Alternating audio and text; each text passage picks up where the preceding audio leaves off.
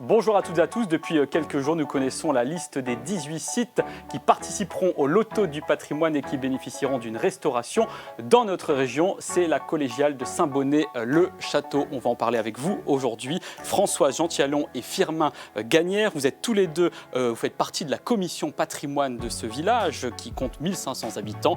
Vous vous réjouissez évidemment de cette nouvelle et vous êtes très attachés à ce monument historique. Mais quelle est son histoire? On va le découvrir ensemble tout de suite.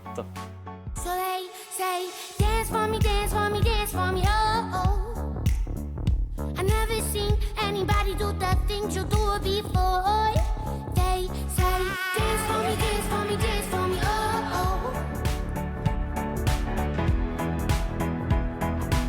Bonjour Françoise et bonjour Firmin, merci d'être avec nous ce matin sur France 3 Auvergne-Rhône-Alpes. Françoise, vous faites partie de la commission du patrimoine de Saint-Bonnet-le-Château, vous êtes conseillère municipale depuis 2020 et Firmin, vous êtes le président de l'association des Amis du Pays de Saint-Bonnet et également conseiller municipal depuis 2014 et membre de la commission patrimoine. Alors pour la 8e édition de ce loto du patrimoine que j'évoquais dans le sommaire, parrainé par Stéphane Bern, la collégiale de Saint-Bonnet-le-Château a été retenue parmi les 18 sites qui vont bénéficier d'une aide financière en vue d'une restauration. Avant de parler des travaux avec vous, Françoise, qui sont nécessaires évidemment à sa préservation, pouvez-vous me dire tous les deux ce qui vous lie justement à ce monument historique emblématique de la Loire ? Alors moi, c'est une rencontre avec mon mari, puisque c'est une région que je ne connaissais pas, qui m'a fait découvrir ce magnifique village et cet édifice qui est somptueux au-dessus de tout le village de Saint-Bonnet-le-Château. Et cela fait 47 ans que tous les jours, je passe devant. Et vous, Firmin, ça remonte à beaucoup plus longtemps. Ah oui, moi je suis né à Saint-Bonnet, ma famille est là depuis le 14e, 15e siècle. Donc c'est un attachement très familial. Et puis c'est un ressentiment très très profond. Du fond de moi-même, j'aime cette ville et cette collégiale. Pourquoi vous avez voulu vous investir tous les deux dans la valorisation de cet édifice religieux ? Ben, quand on voit cet édifice, cette collégiale qui se dégrade d'année en année, c'est notre devoir de transmission que l'on veut faire pour les générations suivantes. Et eh bien, nous nous investissons à porter ce dossier au niveau de la restauration de la collégiale. Et vous, Firmin, c'est viscéral, bien évidemment, Moi quand aussi, on se plonge dans votre histoire familiale. Mais bien sûr. Moi, j'aime ce monument, j'aime cette ville. Je pense que toute personne originaire de Saint-Bonnet, dès qu'on voit nos deux clochers de cette importante église, eh ben, notre cœur bat à la chamade et on aime notre ville. Et cette collégiale donc, domine le bourg de Saint-Bonnet-le-Château qui compte 1500 habitants depuis plus de 600 ans. Pourquoi a-t-elle été édifiée à l'époque ?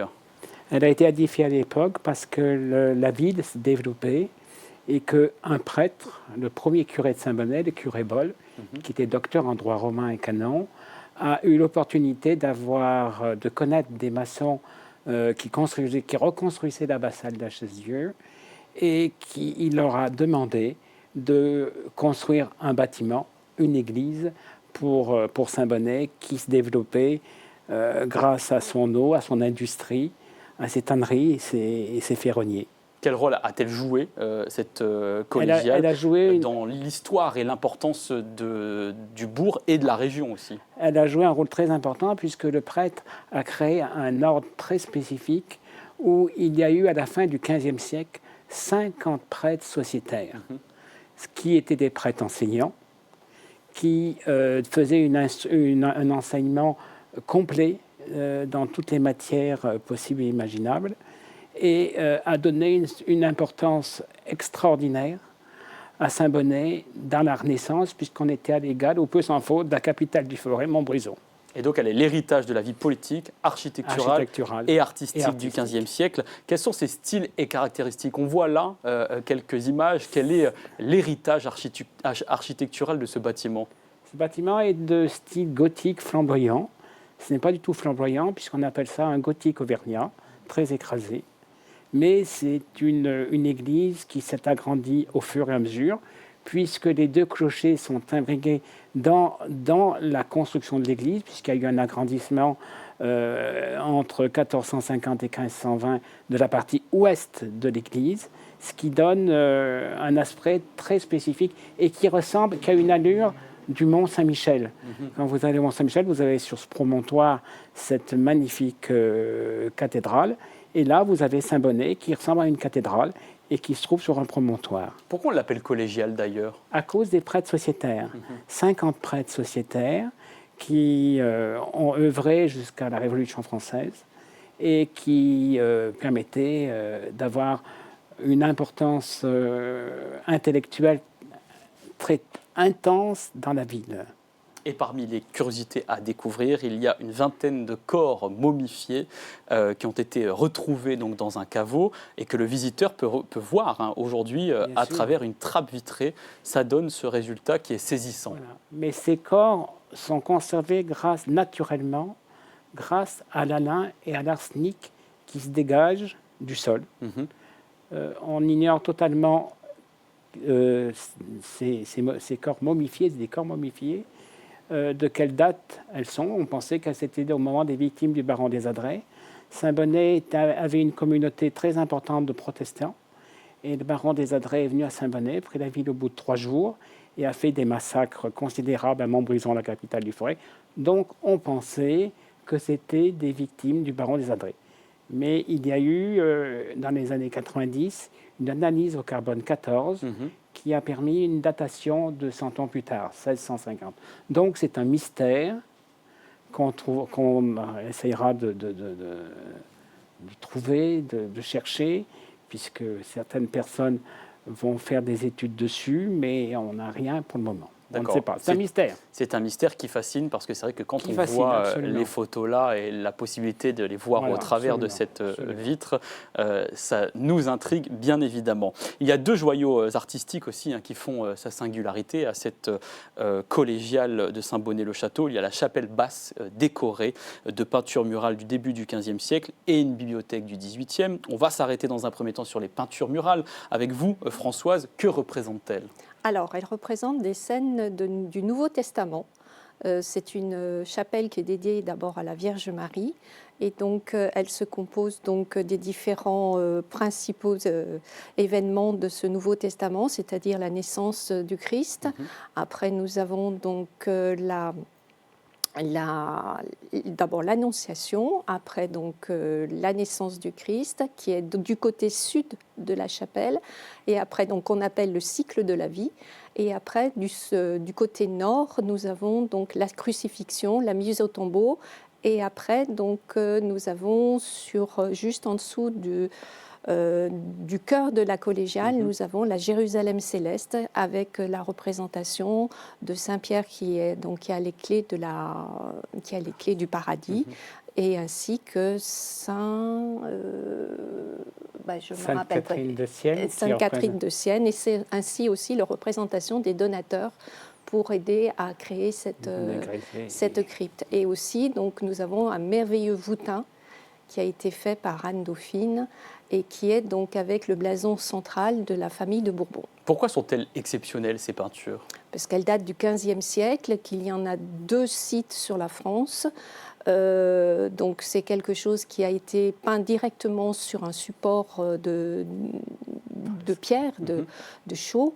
Et donc elles sont très fragiles parce que malheureusement cette crypte est très humide et nous avons des remontées de sel qui font tomber ces peintures. Et une fois que ces peintures sont tombées, elles ne sont plus restaurables. Bien sûr, et c'est la raison pour laquelle il faut faire des travaux d'urgence et que cette collégiale a été sélectionnée dans le cadre du Loto du patrimoine 2025. Alors, dans quelques instants, on va recevoir Catherine Lai, qui est restauratrice de peinture murale, qui est installée à Grenoble, qui a déjà eu la chance d'intervenir sur ce chantier de restauration et qui poursuivra son travail ces prochains mois et ces prochaines années.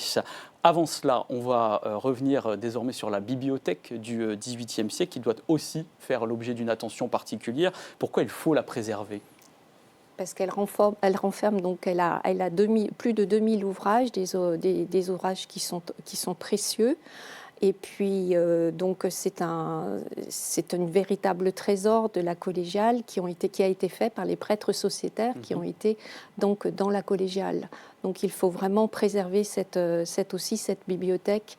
Alors, c'est pas, je dirais, les travaux d'urgence pour le moment, la bibliothèque, mais il faudra effectivement faire des travaux plus tard, après les travaux d'urgence. Et dans cette bibliothèque, il y a un livre de musique qui date de 1500. C'est une pièce rare, apparemment. C'est-à-dire qu'il y avait quand même 4500 livres.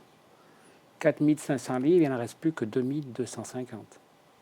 Beaucoup de livres de musique, parce que ces prêtres sociétaires faisaient de l'instruction, de la musique chantée et jouée.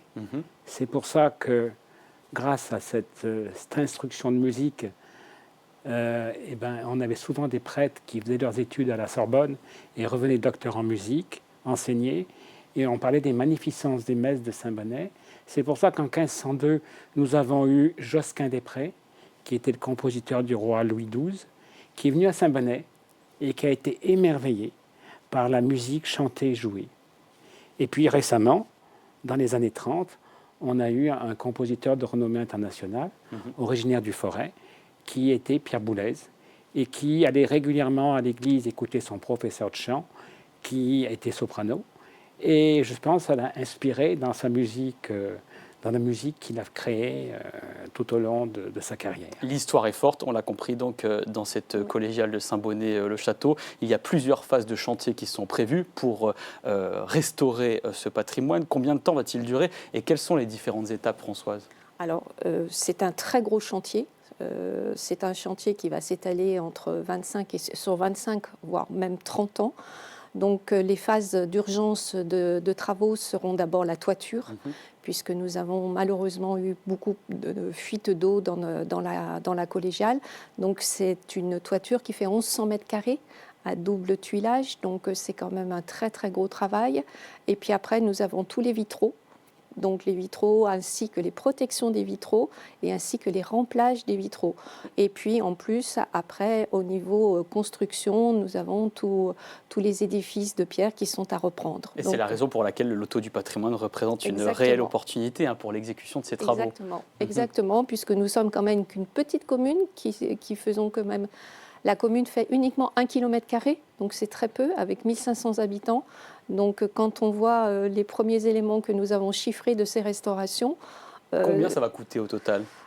Alors, d'après les premières estimations qui ont été faites par un cabinet d'économistes, ils nous ont donc notifié une somme de 10 millions d'euros.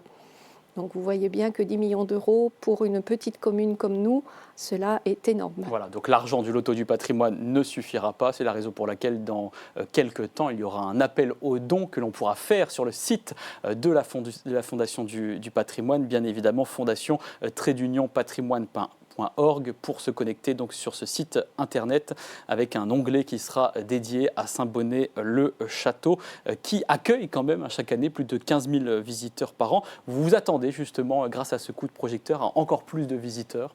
On espère. On espère. C'est une opportunité justement pour faire connaître ce magnifique monument historique, ainsi qu'avoir des retombées touristiques sur la ville. Mais nous espérons avoir effectivement beaucoup de touristes. Ça commence déjà, on commence à ressentir. Grâce notamment évidemment à Stéphane Bern et cette Fondation du patrimoine qui ont lancé de concert ce loto du patrimoine qui a permis quand même depuis 2018 la restauration de 120 sites emblématiques en France et dans les dom-toms. Alors Firmin, l'association dont vous êtes le président, a été créée en 1992 pour promouvoir l'histoire locale, protéger et valoriser le patrimoine. Que faites-vous pour assurer ces missions? Parce qu'on parle de la collégiale depuis tout à l'heure, mais à Saint-Bonnet-le-Château, il n'y a pas que ça, il y a d'autres choses à voir. Mais bien sûr, nous avons énormément de... D'abord, notre association est logée dans un bâtiment du XVe siècle qui a appartenu à un archevêque de Lyon. Et également, nous avons énormément de très belles maisons de style florentine, de style italien, du XVe et du XVIe siècle. L'association a été créée en 1973. En 1973. Voilà. Et c'est moi, avec un ami, qui avons réactivé cette association. Vous l'avez ressuscitée. On l'a ressuscitée. Parce qu'on était tellement amoureux du lieu et de toutes ces pierres qui nous parlent, en fin de compte. Et c'est pour ça que... Alors cette association fait des bulletins régulièrement. Et, pour transmettre l'histoire et les connaissances du territoire. Mais, pas spécialement que sur Saint-Bonnet, mais sur tout le territoire du Haut-Forêt. On va continuer d'en savoir un peu plus sur vous deux. On va ouvrir votre journal intime en quelque sorte. Voici le moment de l'envers du décor. Dance for me, dance for me, dance for me, oh, oh. I never seen anybody do the things you do before. Alors, je sais que vous êtes chauvins tous les deux. Évidemment, vous allez me parler de Saint-Bonnet-le-Château comme lieu que vous aimez dans la région. Mais vous avez un autre lieu de prédilection, Françoise, c'est Champs-Rousses. Oui, Champs-Rousses. Champs-Rousses, pour moi, c'est vraiment quelque chose qui me tient à cœur. C'est toutes nos vacances en famille, c'est cette découverte des Alpes du Nord, c'est des rencontres avec nos amis, notre famille et de très, très, très, très bons moments. J'ai eu une jeunesse qui a été au grand air. Au grand air et dans l'amour et dans la convivialité. Et vous, Firmin, vous avez une jeunesse au cœur de la collégiale et elle ne vous quitte plus parce que c'est vraiment le lieu que vous aimez par-dessus tout. Voilà, du fait de ma profession, puisque j'ai été boulanger, je suis une famille de boulangers et régulièrement, donc, j'avais des clients chez moi qui me parlaient de la collégiale. Et puis de certaines personnes que j'ai connues qui étaient amoureuses de Saint-Bonnet et de leur patrimoine et de son patrimoine et qui m'a initié à toute cette histoire. Pendant 20 ans, 30 ans, vous parlez d'histoire de notre ville. Il doit y avoir régulièrement des concerts au cœur de cette collégiale, peut-être de Vivaldi, parce que c'est le compositeur baroque que vous avez choisi ce matin. Pour quelle raison ? Alors moi, Vivaldi, c'est parce que c'est vraiment une musique baroque avec tellement de qui porte la joie, la joie, la gaieté. Voilà. Et nous avons aussi le festival baroque où il se passe un concert dans la collégiale de Saint-Bonnet-le-Château. Et où il y a du Vivaldi, bien évidemment. On va parler de littérature à présent avec les auteurs que vous avez sélectionnés, notamment Laetitia Colombani, pour vous Françoise, avec son livre La Tresse. Oui, La Tresse, c'est vraiment un livre qui m'a profondément touchée. C'est l'histoire donc de trois personnages, 3 femmes, avec des destins complètement différents et qui, alors au début du livre, on se demande où est l'auteur, quels sont les liens entre ces trois personnages, mais après la fin est tellement belle et tellement surprenante que c'est vraiment quelque chose qui me tient à cœur, ce livre. Et pour vous, Firmin, on tourne en boucle, mais c'est pour notre plus grand plaisir, bien évidemment, ce matin. Ce sont les peintures murales de Yoko Katsutani de Saint-Bonnet-le-Château, donc à travers cet ouvrage que je tiens entre les mains, qui est assez costaud quand même. Costaud, absolument. Pourquoi vous l'aimez particulièrement, ce livre ? Un travail important qui a duré quand même 10 ans. Ça a été extraordinaire d'avoir une personne comme ça qui a travaillé minutieusement à 10 cm des peintures pour bien voir les différences de travail qu'il y a eu. Et l'auteur, puisque le peintre qui a fait ces peintures est originaire d'Avignon, il s'appelait Louis Vobis. Son papa avait un atelier de peinture. Et jusqu'à maintenant, on pensait que c'était des peintres italiens itinérants comme Giovannetti ou Lorenzetti qui avaient fait ces peintures. Mais non, c'est lui qui a fait plusieurs scènes différentes. On pensait que c'était des Flamands, on pensait que c'était des Italiens, mais c'est Louis Vobis qui est resté une quinzaine d'années à Saint-Bonnet et qui a fait toutes ces peintures. Et aujourd'hui, ces peintures sont encore présentes grâce au travail des restaurateurs et restauratrices. Et c'est Catherine Lai qui va nous rejoindre tout de suite pour présenter le travail de restauration qu'elle a pu faire ces dernières années et qui continuera encore. Dance for me, dance for me, dance for me, oh, oh. I never seen anybody do the things you do before. They say, move for me, move for me, move for me, hey, hey. Bonjour Catherine, merci d'être avec nous ce matin sur France 3 Auvergne-Rhône-Alpes. Vous êtes donc restauratrice de peinture installée à Grenoble. Vous avez obtenu votre diplôme d'art plastique en 1990 et puis vous avez lancé votre entreprise en 1994 en vous initiant à la restauration de décors peints sur un premier chantier, et il n'y a pas de hasard, situé donc juste en face de la collégiale de Saint-Bonnet-le-Château. Pourquoi vous avez choisi ce métier ? Ce métier, d'abord parce que je suis quelqu'un de très technique. J'aime travailler en hauteur également. Je connais le chantier depuis toute jeune.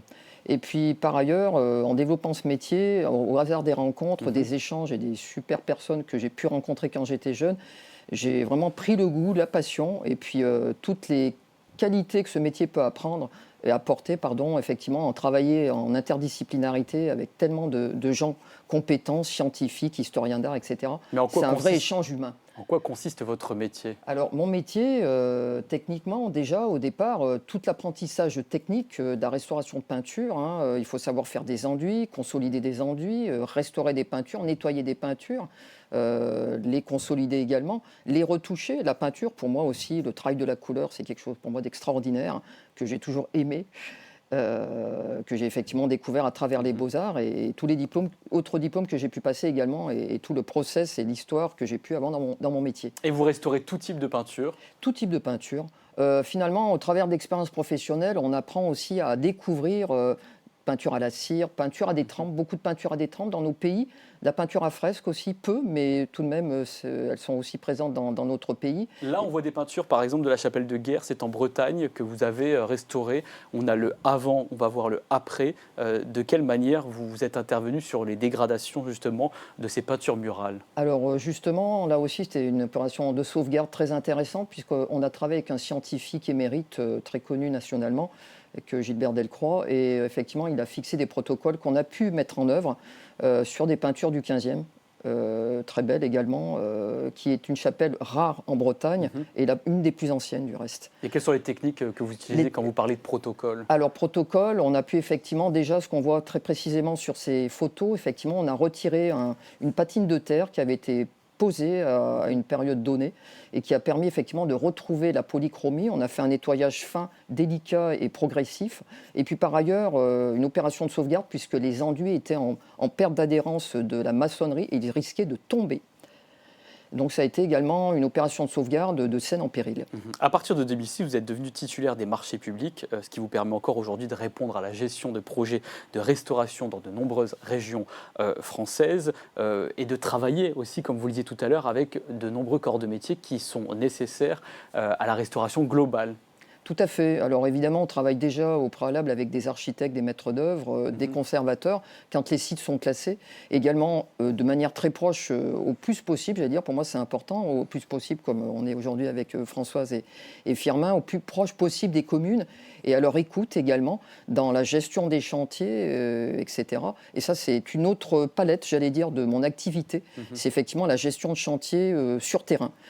Sur des accès échafaudage, on travaille en hauteur, c'est une spécificité propre à notre métier de restauration de décor peint. Il faut être capable effectivement de travailler de manière délicate sur des échafaudages, ce qui n'est pas toujours évident. Et c'est ce que vous avez déjà fait donc, à Saint-Bonnet-le-Château ou encore dans l'Aude, dans l'abbaye de Saint-Hilaire, deux sites du XVe siècle. Quel diagnostic vous avez fait pour Saint-Bonnet-le-Château ? Alors, le diagnostic a été très important puisqu'effectivement, comme vous le savez, la collégiale de Saint-Bonnet-le-Château contient effectivement cette très belle crypte qui est un véritable trésor. Et puis par ailleurs, on a également fait un diagnostic sur les décors peints de l'église haute. Il faut savoir que dans la collégiale haute, dans l'église, on a également de très belles clés de voûte polychromes qui datent, d'après Yuko Katsutani qui a fait sa thèse, de la même époque que les peintures de la crypte, ce qui est très intéressant. Et puis par ailleurs, il faut savoir également que ces clés de voûte sont en péril aujourd'hui. On va revenir dans un premier temps à la crypte avec l'état d'altération de 2022 qui représente la scène de la crucifixion. On aura une première photo. Vous avez, d'après ce travail-là, fait des croquis pour ensuite lancer le chantier de restauration. Comment vous avez procédé ? Alors en fait, avec une collègue, on a travaillé effectivement dans la crypte. On a élaboré des relevés dessinés au préalable pour pouvoir mettre des annotations sur les altérations du support, les altérations des couches picturales. On a en fait des cadres, manifestation des altérations du support, manifestation des altérations de la couche picturale et la progression de ces altérations qui nous permettent également d'entrer en contact avec les scientifiques et de faire des prélèvements et également des analyses physico-chimiques et donc de faire des relevés graphiques. Que l'on voit là, avec ces codes couleurs aussi. Qu'est-ce qu'ils représentent, ces codes couleurs ? Alors, vous voyez, par exemple, ces croix rouges signifient qu'effectivement, là, on a des enduits qui sont en train de tomber et qui demandent à être consolidés très rapidement. Les codes couleurs jaunes nous informent qu'effectivement on a une désagrégation des enduits, c'est-à-dire que les enduits sont en train de se réduire en poussière. Et par ailleurs, on avait également des percolations d'eau, d'humidité qui venaient effectivement de l'extérieur, parce que ça on en reparlera peut-être par la suite. Effectivement, on a une maçonnerie dégradée sur la collégiale. On va voir une autre scène, celle de la déposition, là aussi avec une photo avant restauration, c'était en 2022. Et puis ensuite, donc là, pareil, le croquis et la consolidation des enduits que vous avez pu mettre en place. Tout à fait, tout à fait. Un long travail.